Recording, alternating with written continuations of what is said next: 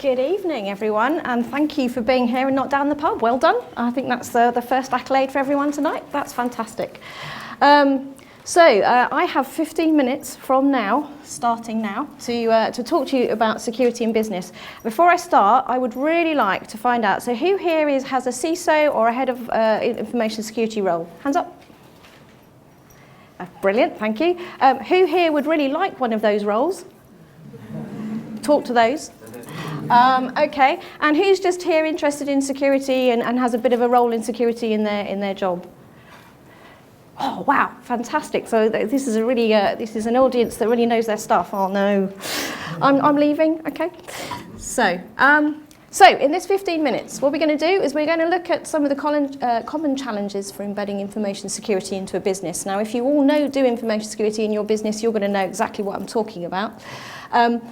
Where information security improvements can get stuck, and a few pragmatic ideas for change. Now I've moved into Amy, who I'm the CISO for.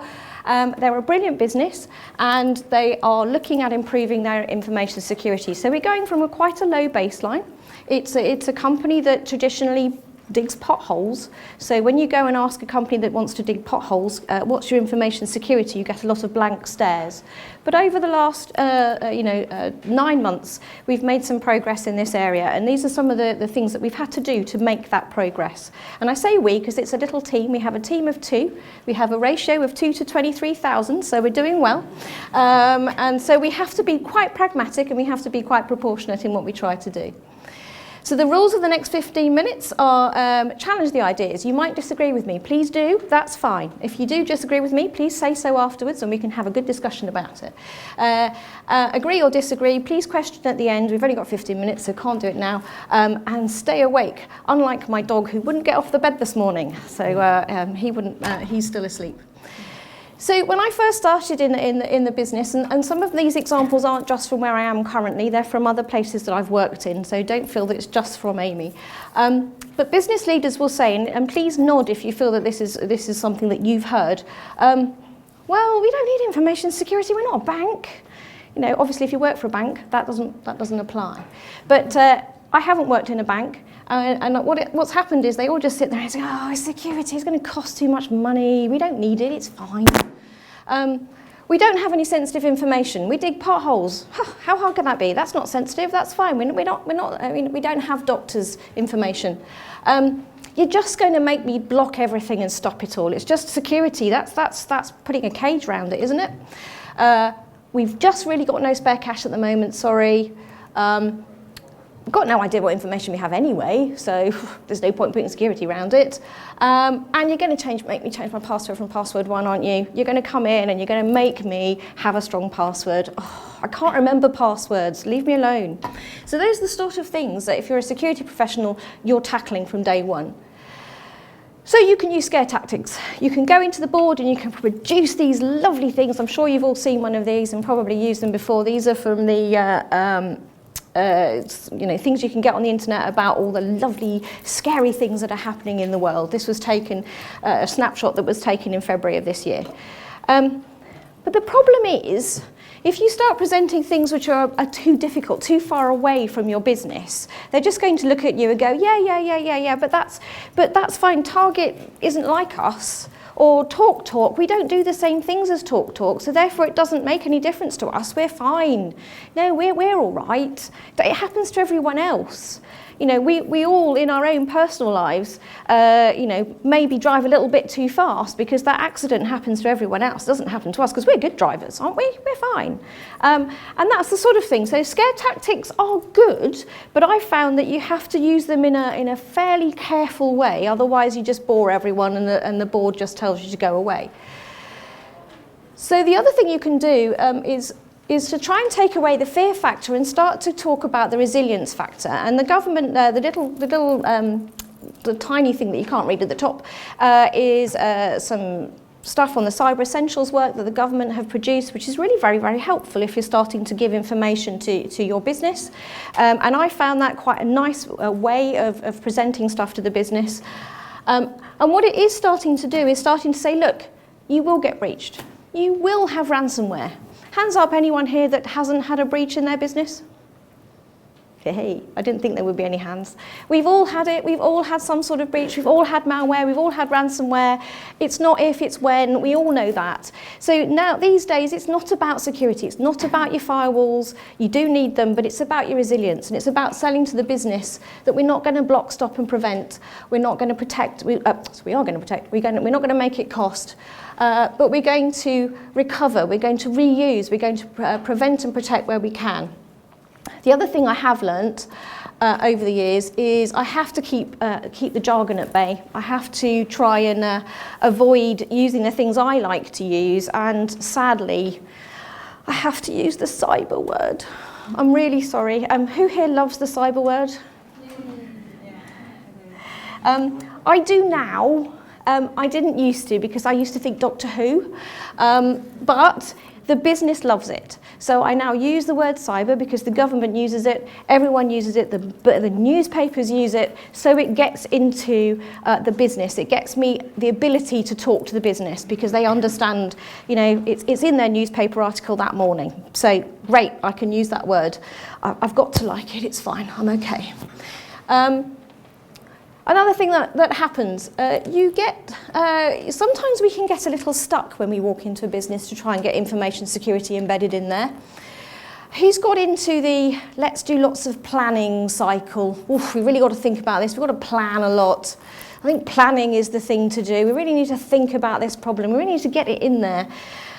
Well, that's fine, but, and it is important, however, we can get stuck in that plan. And I've been in a lot of businesses where you literally just plan. I do nothing but plan. We have plans, we have more plans, we have plans about the plans, and then we have meetings about the plans. But we don't do very much doing, and we certainly don't check whether we've done any of it. So sometimes it's about, let's be a little bit more pragmatic, let's be a little bit more quicker to get things done. I'll give you an example.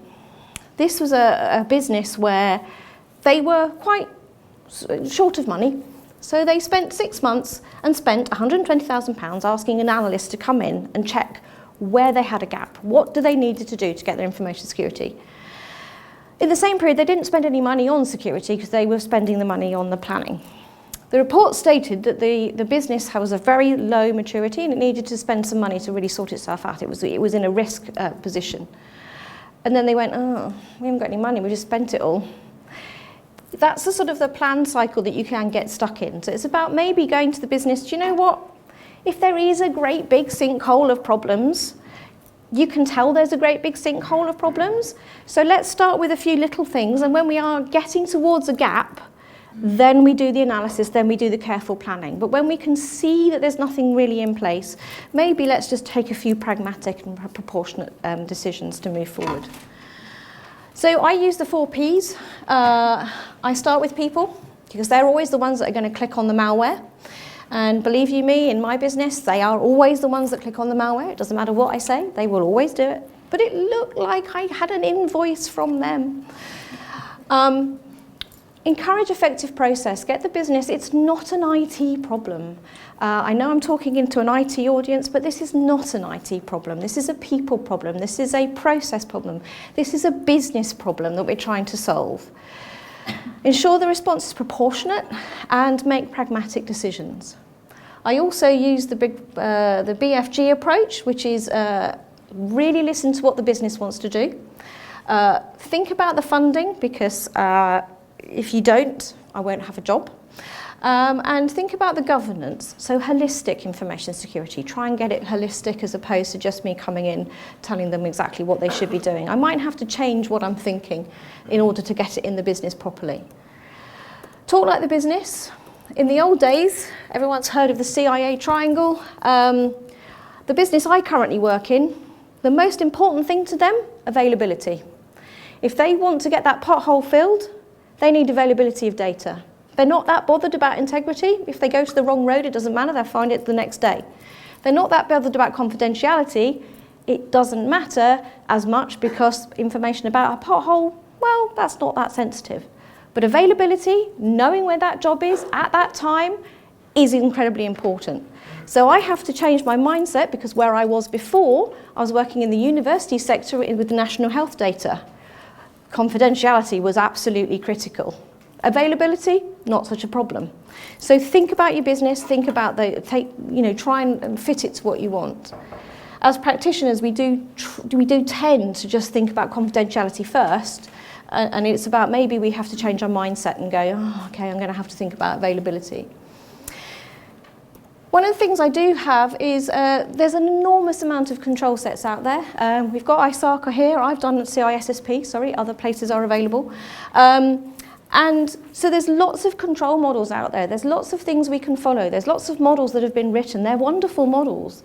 So use those control sets. Don't reinvent the wheel. Start from something that you like that you could fit into your business. Identify the tactical low-hanging fruit, things that you can make a change. Identify your strategic baseline. Where do you want to be in 6 months' time? Where do you want this to start from? And start with areas that resonate with the business. Tidy up. The password policy is something that you could do, which doesn't cost that very much. You just have to, it's about people. It's about telling them that you can't have password one. Maybe putting some monitoring into a network. That might be an easy fix. You don't have to, get an analyst in to tell you that. If you haven't got it, put it in. And then those things will help to prove how to move forward, in a proportionate way. So I've got 3 minutes left. Fine. Right. So this is about women in information security. I am a woman, just in case you were wondering. So I've been asked why are there so few women in information security? No idea. I love it. I think it's fantastic. I had to think about it. I know there are women here who have really thought about this much more than I have, so these are kind of a bit Mickey Mouse ideas. But I think it is a relatively new profession, so it's not something that you would have progressed from. It's not taught in secondary education. It's not on a careers roadmap that I know of in secondary schools. It might be now, but it certainly wasn't when my daughters were going through school. When I was in the University of Oxford previously as a security professional, the one thing that we had a fantastic cyber group learning cyber, but it was very cyber and hacker bias rather than the strategic bias. So we were missing the kind of strategic business, the management level people. They were all coming in as kind of, fantastic coders and fantastic people to be able to stop hacking and this sort of thing. There was a bit of a missing gap.